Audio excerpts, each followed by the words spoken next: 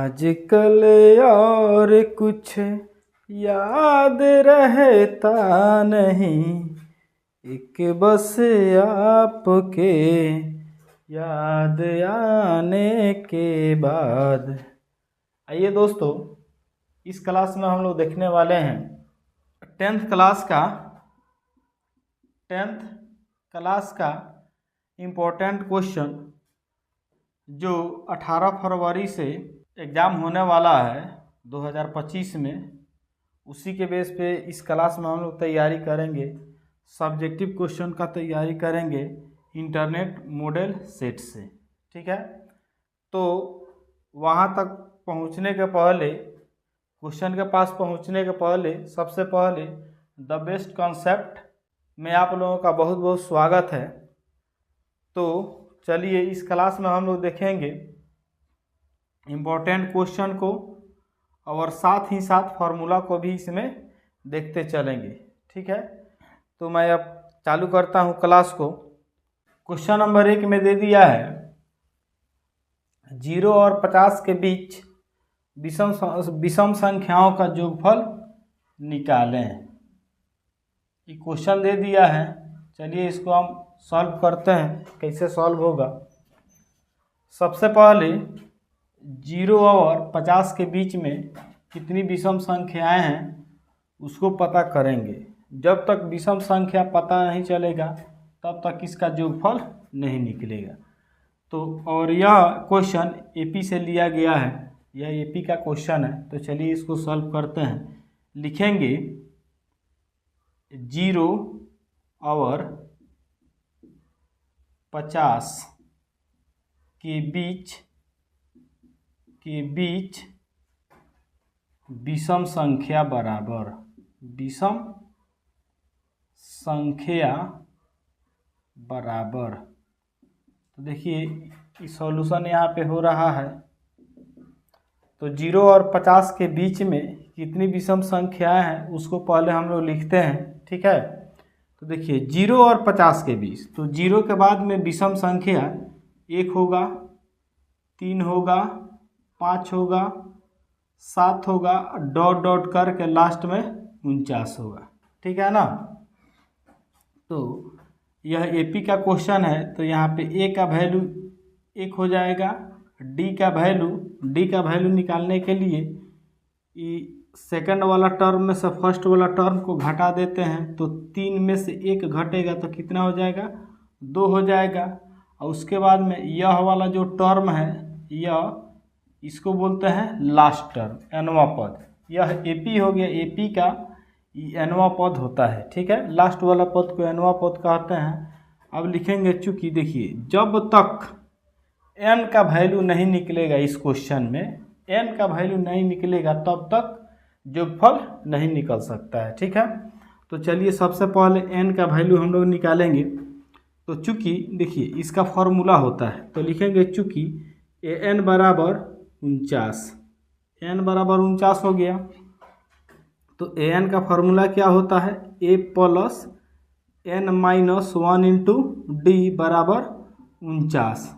ठीक है, तो देखिए तो a का वैल्यू कितना दिया है? 1 दिया है, और n का वैल्यू नहीं दिया है, और d का वैल्यू कितना दिया है? 2 दिया है, और 49 है तो 49। चलिए आगे बढ़ाते हैं इसको।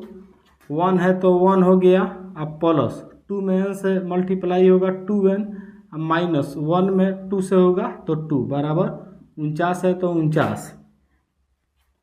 अब देखिए n वाला टर्म को छांट देते हैं, 2n, 1 में से 2 घटेगा तो कितना हो जाएगा? -1 होगा बराबर 49, या 2n बराबर 49 माइनस में है तो प्लस में हो जाएगा 1, या 2n बराबर कितना हो गया? 50। चलिए इधर लिखते हैं हम, या n बराबर हो जाएगा 50। देखिए यहाँ पे यह गुना में है तो इधर आएगा तो भागा में हो जाएगा, तो कितना हो जाएगा? 25 दूना 50। n का वैल्यू निकल गया कितना? 25। अब देखिए योगफल निकालना है, योगफल, यहाँ पे योगफल, तो जोगफल को SN लिखा जाता है। क्या लिखा जाता है? SN लिखा जाता है। तो इसका फॉर्मूला होता है n/2 into A plus AN। ठीक है, इसका दो फार्मूला होता है, लेकिन यहाँ पे इसी फार्मूला से काम चल जाएगा, तो इसी को लगाते हैं। अच्छा, SN का वैल्यू कितना आ गया है? 25 आ गया है। 25 पदों का जोगफल, यानी कि जब 1, 3, 5, 7, 49 तक जब लिखेंगे तो इसमें कितना टर्म आएगा? 25 गो टर्म आएगा। जैसे 1 नंबर है, 2 नंबर है, 3 नंबर है, 4 नंबर है, 5 नंबर है, वैसा ही कितना नंबर आएगा? 25 वो नंबर उसमें आएगा। ठीक है, तो यह अब देखिए n का वैल्यू कितना आ गया है? 25। तो 25/2 लिख देंगे। n का वैल्यू 25। a का वैल्यू कितना है? 1 है। अब प्लस n का वैल्यू कितना है? 49 है। तो 49 लिख देंगे। तो 25/2 गुना ये कितना हो जाएगा? 50 हो जाएगा। तो 2 से ही कट जाएगा 25 बार में, तो 25 गुना 25। तो 25 में 25 से गुना कीजिएगा, 625 अपना आंसर हो जाएगा। चलिए अब नेक्स्ट क्वेश्चन को देखते हैं, जो लिया गया है कोऑर्डिनेट ज्योमेट्री से, और यह एग्जाम के दृष्टि से बहुत इम्पोर्टेंट है। ठीक है, यह समझ में आप लोगों को आ गया? तो देखिए क्वेश्चन आप लोगों के सामने है कि उस त्रिभुज का क्षेत्रफल निकाले जिसके शीर्ष कितना है? 4, -3, -9, 7 और 8 है। ऐसे दे दिया है, एक त्रिभुज दे दिया है। यह हो गया त्रिभुज। ठीक है, यहाँ पे A हो गया, यहाँ पे B हो गया, यहाँ पे C हो गया। इसको लगातार लिखेंगे। ठीक है ना? तो A का नियामक लिखेंगे, इसको नियामक बोला जाता है। A का नियामक हो गया 4 - 3, B का नियामक हो गया -9 और 7, C का नियामक हो गया 8,8। ठीक है, तो अब सॉल्यूशन करते हैं। सॉल्यूशन में देखिए, माना लिखेंगे, माना A का नियामक कितना है? 4 - 3। उसके बाद में B का नियामक कितना है? -9 और 7। C का नियामक दे दिया है 8 और 8। ठीक है, तो देखिए A के नियामक से x1 y1 का वैल्यू निकलेगा। x1 का वैल्यू 4, y1 का वैल्यू कितना? -3। B के नियामक से x2 y2 का वैल्यू निकलेगा -9 और y2 का वैल्यू 7। और C के नियामक से x3 का वैल्यू निकलेगा और y3 का वैल्यू निकलेगा। इतना आप लोगों को समझ में आ गया? चलिए लिखेंगे। इसलिए त्रिभुज ABC का क्षेत्रफल बराबर, तो कोऑर्डिनेट ज्योमेट्री में ABC का क्षेत्रफल, त्रिभुज का क्षेत्रफल होता है 1/2 into x1 y2 minus y3 plus x2 y3 minus y1 plus x3 y1 minus y2। इस फार्मूला को आप लोग याद रख लीजिएगा, रट लीजिएगा। ठीक है, इसको याद करने का एक तरीका होता है। देखिए, याद ट्रिक समझ लीजिए। इसका ट्रिक है। ट्रिक क्या है? तो देखिए 1/2 है तो 1/2 ठीक है। x1 फर्स्ट में x1 है, x2 है, x3 है। इतना तो याद होगा ना कि फर्स्ट वाला टर्म में x1, सेकेंड वाला में x2 और थर्ड वाला में x3। अब बस मामला यहाँ पे फंस रहा है y वाला में। तो याद रखिएगा, फर्स्ट वाला खंड में 23, 31, 12। इतना आप लोग याद रखिएगा, 23, 31, 12। x1 में, x वाला में 1, 2, 3 तो रहेगा, x वाला में 1, 2, 3 रहेगा, लेकिन y वाला में 23, 31, 12। 23 का मतलब हो गया 2 - 3, 31 का मतलब हो गया 3 - 1 और 12 का मतलब हो गया 1 - 2। क्लियर हो गया? समझ में आ गया होगा? चलिए अब इसको बनाते हैं। 1/2 है तो 1/2 इंटू x1 का वैल्यू कितना है? तो 4 है, 4 लिख देंगे into y2 minus y3। y2 का वैल्यू कितना है? 7 है, माइनस y3 का वैल्यू कितना है?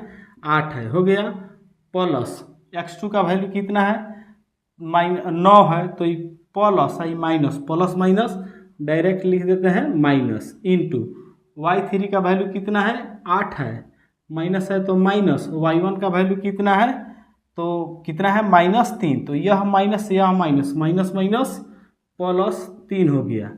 उसके बाद में प्लस है तो प्लस x3 का वैल्यू x3 यहाँ पे x3 का वैल्यू 8 है, इंटू उसके बाद में y1 का वैल्यू कितना है -3 है, तो -3 माइनस यहाँ पे माइनस है तो माइनस, y2 का वैल्यू कितना है 7, तो 7 हो गया।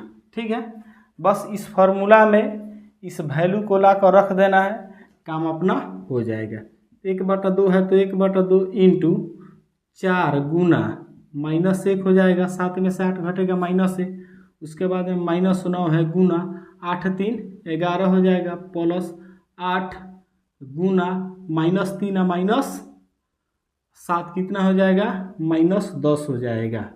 ठीक है, अब गुना कर देते हैं अंदर, 1/2 है तो 1/2, देखिए इस गुना होगा तो -4 हो जाएगा, अब -99 हो जाएगा, उसके बाद में प्लस माइनस माइनस कितना हो जाएगा -80 हो जाएगा। ठीक है, तो 1/2 है तो 1/2 गुना, अब इसको जोड़ लेते हैं सभी, क्योंकि सभी माइनस में है, ये भी माइनस में है, ये भी माइनस में है, ये भी माइनस में है। जब तीनों माइनस में है तो तीनों को क्या करेंगे जोड़ेंगे। ठीक है, क्योंकि मैथ का रूल होता है जब सभी राशि सभी संख्या प्लस में रहेगा तभी भी जोड़ेंगे और सभी संख्या माइनस में रहेगा तभी भी जोड़ेंगे, लेकिन अंतर इतना ही है, यदि प्लस में रहेगा तो आंसर प्लस में आएगा, माइनस में रहेगा तो आंसर माइनस में आएगा। तो इसका आंसर देखिए माइनस में आने वाला है। चलिए, -0 9 9 4 13, 13 के 3 हासिल 1, 9 9 18 कितना हो गया 18 हो गया। चलिए इधर लिख देते हैं। अब देखिए तो ये 183 में 2 से भागा करना है, -183 में भागा करना है 2 से, तो देखिए ये आंसर क्षेत्रफल आ रहा है माइनस में, लेकिन त्रिभुज का क्षेत्रफल चाहे किसी भी एरिया का क्षेत्रफल माइनस में नहीं आता है, तो इसको प्लस बनाने के लिए दोनों साइड में मोड ले लेंगे। तो जब मोड ले लेंगे ना, तो मोड में जब भी कोई संख्या माइनस में होता है तो वह प्लस बन के निकलता है। तो 183 में 2 से भागा कर दीजिएगा तो कितना हो जाएगा 9 दूना 18, 2 एकम 2 और 2 पचे 10, 91.5 वर्ग इकाई यहाँ पे लिख देंगे, यही अपना आंसर हो गया। ठीक है बच्चों, यह कोऑर्डिनेट ज्योमेट्री का क्वेश्चन है। ठीक है ना, याद रखिएगा इस टाइप का क्वेश्चन हमेशा पूछता है, हो सकता है कि इस बार भी इस टाइप का क्वेश्चन पूछे, तो एग्जाम व्यू से यह क्वेश्चन बहुत इम्पोर्टेंट है। ठीक है, देखिए क्वेश्चन नंबर 3 में दिया है x का मान निकालें, जिसके लिए बिंदु दे दिया है, p का नियामक दे दिया है कितना x2 और q का नियामक दे दिया है 3 4 और उसके बीच की दूरी दे दिया है 8 इकाई। मतलब एक लाइन दिया है, इसे या लाइन दे दिया है, मान लीजिए यहाँ पे p है, यहाँ पे q है, मानना नहीं है, दिया है। तो p का नियामक कितना दे दिया है x, 2 और q का नियामक कितना दे दिया है 3 - 4 और इस दोनों के p और q के बीच का दूरी कितना दे दिया है 8 इकाई दे दिया है। ठीक है, तो बताना है कि इसका वैल्यू क्या होगा। तो चलिए सॉल्व करके देखते हैं। देखिए ये भी एग्जाम व्यू से बहुत इंपॉर्टेंट क्वेश्चन है, क्योंकि इस टाइप पे क्वेश्चन पूछता है, ये भी VBI क्वेश्चन है। ठीक है, तो इसको भी आप लोग ध्यान से देखिएगा, क्योंकि ये भी कोऑर्डिनेट ज्योमेट्री का ही क्वेश्चन है। ठीक है ना, चलिए देखते हैं। p का नियामक दे दिया है, p का नियामक कितना दे दिया है x, 2, q का नियामक दे दिया है कितना 3 और 4 दे दिया है, और दोनों के बीच की दूरी PQ का वैल्यू कितना दे दिया है, इतना इकाई दे दिया है, मतलब दोनों के बीच की दूरी दे दिया है। देखिए लिखेंगे यहाँ पे, चूंकि PQ बराबर 8 इकाई इतना दे दिया है, तो देखिए इसका दूरी सूत्र है, इसको बोलते पी क्यू, मतलब पी और क्यू के बीच का दूरी निकालना है, तो इसमें डिस्टेंस फॉर्मूला का यूज करेंगे, ठीक है ना। तो देखिए जब इस पे देखिए पी और क्यू का फॉर्मूला क्या होता है, x1 माइनस x2 का होल स्क्वायर और y1 माइनस y2 का होल स्क्वायर होता है, ठीक है ना। पी क्यू का फार्मूला मतलब डिस्टेंस फार्मूला होता है root under x1 minus x2 का whole square plus y1 minus y2 का होल स्क्वायर। एक काम करते हैं, यदि दोनों साइड में वर्ग कर दें, दोनों साइड में वर्ग कर दें तो इधर वर्ग करेंगे तो पी क्यू स्क्वायर आ जाएगा, इधर वर्ग करेंगे तो ई हट जाएगा ना, बस सिंपल हो जाएगा। चलिए यही काम इसमें करते हैं, दोनों साइड में वर्ग कर देते हैं, पी क्यू का स्क्वायर कर देते हैं, इधर 8 का स्क्वायर कर देते हैं। स्क्वायर क्यों किए, तो फार्मूला से रूट को हटाने के लिए, यानी कि इस फार्मूला को थोड़ा सिंपल बनाने के लिए किए। चलिए तो फार्मूला देखिए यहाँ पे मैं लिख दिया हूँ, आप लोग भी यहाँ पे लिख सकते हैं, छोड़ भी सकते हैं, ठीक है, तो छोड़ कर ही चलिएगा। x1 माइनस x2 का होल स्क्वायर मतलब ये पहिलका में से पहिलका को घटा देना है, ठीक है ना। तो फर्स्ट वाला कितना है, x है, इसका फर्स्ट वाला कितना है 3 है, तो x माइनस 3 कर देंगे, स्क्वायर है तो स्क्वायर, बीच में क्या है प्लस है तो प्लस लिख देंगे। अब दूसरा में से दूसरा को घटा देंगे, तो 2 माइनस 4 करके स्क्वायर कर दिए, 8 का वर्ग कितना होता है 64 होता है, बस। अब इसके आगे आप काम करते हैं, देखिए तो a माइनस बी का होल स्क्वायर पर है, ठीक है ना, क्योंकि यह संख्या अलग है, यह संख्या अलग है, तो जब अलग अलग संख्या रहेगा, पावर रहेगा 2, तो a माइनस बी या a प्लस बी के होल स्क्वायर पर उसको बनाएंगे।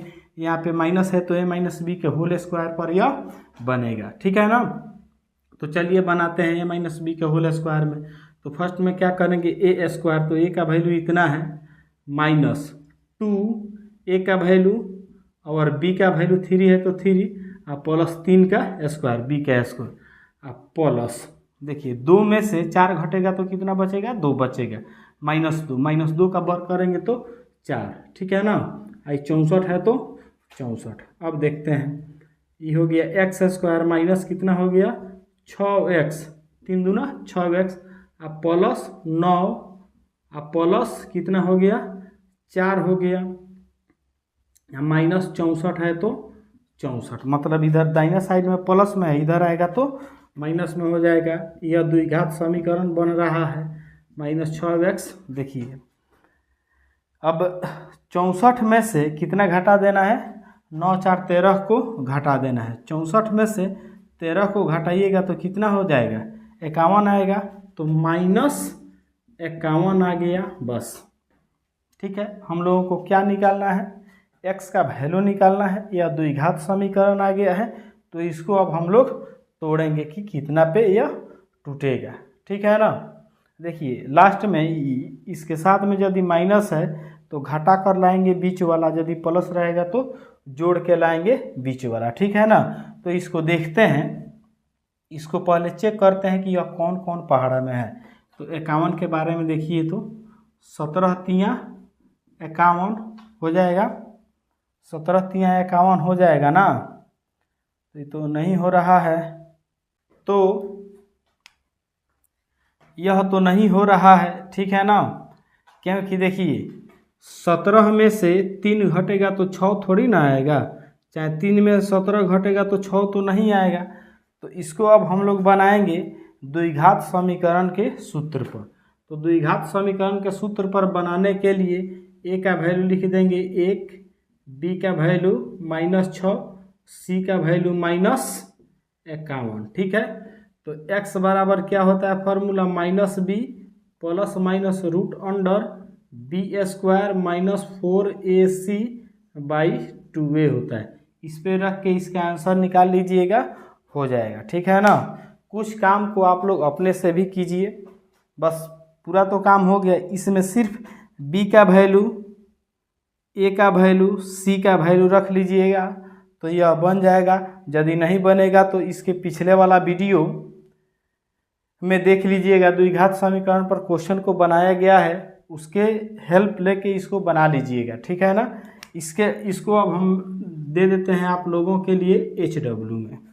ठीक है, अब हम लोग बढ़ते हैं आगे क्वेश्चन नंबर 4 के तरफ। देखिए क्वेश्चन नंबर 4 है, क्वेश्चन नंबर 4 थोड़ा बड़ा है, इस पे मैं नहीं लिखता हूँ, मैं पढ़ता हूँ, आप लोग सुन लीजिए। कह रहा है किसी भिन्न के अंश और हर में 2 जोड़ देने पर वह 5 के बराबर हो जाता है। सबसे पहले सुन लीजिए, यह जो क्वेश्चन है 4 नंबर क्वेश्चन, यह भिन्न वाला क्वेश्चन है। ठीक है ना, यह क्वेश्चन भिन्न वाला है। तो भिन्न में आता है अंश और हर आता है। ठीक है ना, अंश बटा हर को भिन्न कहा जाता है, या भिन्न बराबर होता है अंश बटा हर। बस यह हम लोगों का बेस हो गया, फॉर्मूला हो गया, उसी के आधार पर बनाएंगे। तो क्वेश्चन कह रहा है किसी भिन्न के अंश और हर दोनों में 2 जोड़ दिया जाए तो कितना के बराबर हो जाता है बाबू? 5 के बराबर हो जाता है। तो सबसे तो पहले हम लोगों के पास ना अंश पता है ना हर पता है, तो जब पता नहीं है तो उसको पता करते हैं। कैसे? तो मान के, माना भिन्न का अंश बराबर, माना भिन्न का अंश बराबर x और हर बराबर कितना हो जाएगा? y हो जाएगा। इसलिए भिन्न बराबर होता है भिन्न बराबर अंश बटा हर, यानी कि x बटा y हो गया। ठीक है, इतना तो आप लोगों को क्लियर हो गया।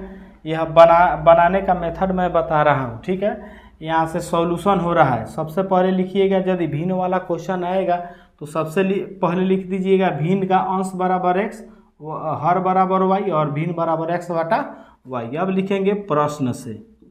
प्रश्न से बोल रहा है, देखिए प्रश्न से कह रहा है कि अंश तथा हर दोनों में 2 जोड़ दिया जाता है। तो अंश और हर, यह ऊपर वाला अंश हो गया, नीचे वाला हर हो गया, दोनों में जब 2 जोड़ दिया जाता है तो वह 5 के बराबर आ जाता है। ठीक है, तो 5 के बराबर आ गया। यहाँ पे नीचे एक करके इसका सॉल्यूशन कर देते हैं, मतलब सरल समीकरण बना देते हैं। चलिए गुना कीजिए, तो x + 1 x + 2 में 1 से मल्टीप्लाई कीजिएगा तो वह x + 2 ही होगा, मतलब x + 2 ही होगा, क्योंकि 1 से किसी भी संख्या में गुना करने पर उस संख्या में कोई चेंजिंग नहीं होता है, तो नहीं हुआ। लेकिन 5 जब इसमें गुना करेगा ना इस दोनों पद में, तो अब की बार इसमें चेंज होने वाला है। कैसे? तो y में 5 से गुना कीजिएगा तो 5y हो जाएगा, प्लस 10 2 में तो 5 से गुना कीजिएगा तो 10 हो जाएगा। अब देखिए यह है रैखिक समीकरण का क्वेश्चन है, जुगपत समीकरण का क्वेश्चन है। x और y के फॉर्म में ही इक्वेशन आने वाला है। तो x को बायां साइड में रखेंगे, बायां साइड में, और अचर पद को दाहिना साइड में। तो पहले से चर क्या है? x है, x बायां साइड में है, आई दाहिना साइड में है, तो इसको बायां साइड में खींच लेंगे तो बच जाएगा 10, या प्लस में है तो माइनस में हो जाएगा, यानी x - 5 बराबर कितना हो गया? 8 हो गया। इसको मानेंगे समीकरण 1। ठीक है, उसके बाद में लिखेंगे फिर प्रश्न से, फिर प्रश्न से। तो फिर प्रश्न से देखते हैं, अब की बार बोल रहा है कि यदि उसके अंश और हर में से 1 घटा दे तो 7 के बराबर हो जाता है। अंश और हर में से, अंश और हर में से 1 घटा दे तो यह 7 के बराबर आ जाता है। तो 7 के बराबर कर दिए, इसके नीचे भी कुछ नहीं है तो 1 लिखेंगे। अब तिरछा तिरछी गुना करेंगे, इसमें इससे गुना करेंगे तो x - 1 होगा, ये हो जाएगा 7y, या -7 हो जाएगा। x माइनस, प्लस में है तो इधर माइनस में हो जाएगा 7y, तो बच जाएगा -7, माइनस में है तो +1 हो जाएगा, या x - 7y बराबर कितना हो जाएगा? -6। यह हो गया समीकरण 2। ठीक है, यहाँ से आप लोग आराम से बना सकते हैं, x का वैल्यू और y का वैल्यू निकाल सकते हैं जुगपत विलोपन विधि से हल करके, चाहे प्रतिस्थापन विधि से हल करके, चाहे वज्र गुणन विधि से हल करके आप लोग इस क्वेश्चन को सॉल्व कर सकते हैं। ठीक है, और यदि सॉल्व नहीं होगा तो पिछले वीडियो में बताया गया है विलोपन विधि से कि समीकरण को कैसे हल किया जाता है उसको बताया गया है। लेकिन देखिए इस क्वेश्चन में बोल रहा है कि इन कथनों के लिए समीकरण लिखे, तो इसको हल तो नहीं करना है, चाहिएगा तो आप हल कर सकते हैं, सिर्फ इक्वेशन लाकर छोड़ देना है, यही अपना आंसर हो गया। ठीक है, तो यह क्लास आप लोगों को बहुत अच्छा लगा होगा। ठीक है, इसमें हम लोग डील किए सब्जेक्टिव क्वेश्चन को, जो बहुत इम्पोर्टेंट क्वेश्चन है। ठीक है, तो यदि यह क्लास आप लोगों को अच्छा लगा होगा तो इस चैनल को सब्सक्राइब करके बेल आइकॉन का बटन दबा दीजिएगा और अपने दोस्तों में शेयर कीजिए, ताकि आप लोग पढ़ रहे हैं तो वो भी पढ़े। लाइक करना मत भूलिएगा। Thanks for watching this video.